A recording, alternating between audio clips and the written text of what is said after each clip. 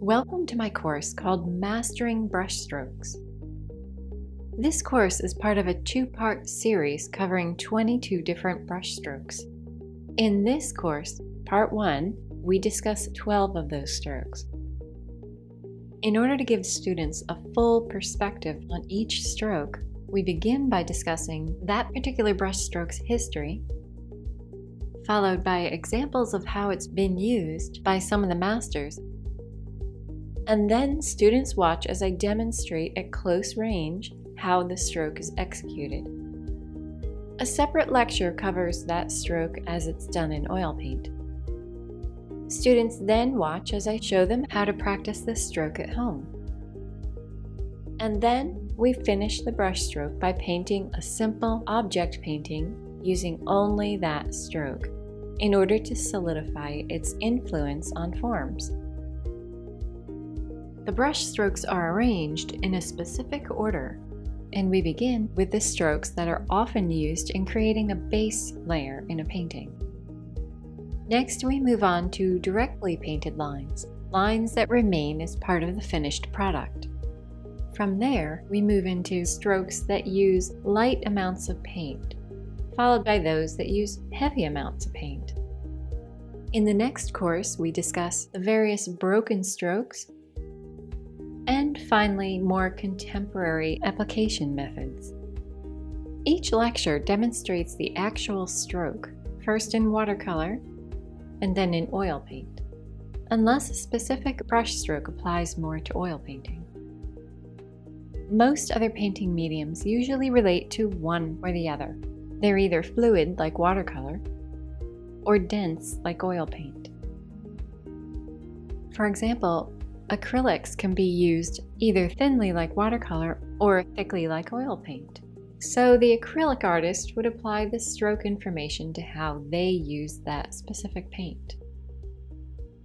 For this reason, a basic working knowledge of your preferred painting medium is necessary.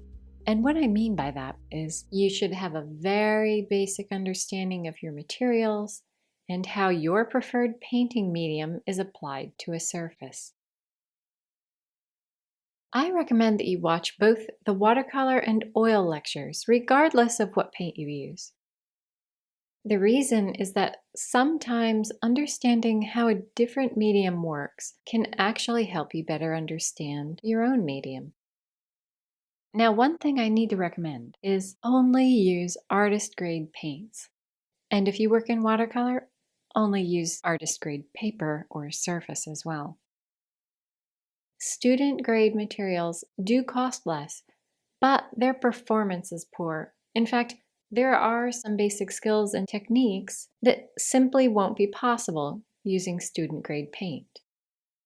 If you're concerned about the cost, just select a red, yellow, and blue paint known as a color triad.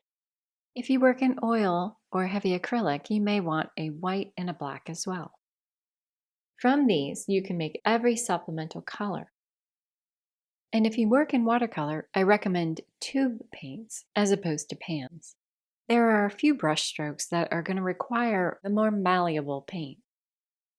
Now, as far as your surface, artist grade 140-pound watercolor paper is what I'd recommend. Preferably cold pressed so it has some tooth to it. And inexpensive canvas boards are sufficient for basic stroke practice if you work in oils. If you feel you need more information on supplies for water media paints, you may want to consider taking my Udemy course titled Foundations for Mastering Watercolor Painting. At the end of each lecture, students are guided through two assignments: some basic stroke practice and a fun application exercise. If you work in water media paints, you may want to pick up a small ring binder of watercolor paper for this second exercise.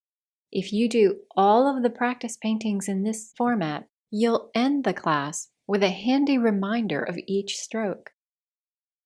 Just make sure it's at least 140-pound paper or thicker in order to avoid too much paper warp.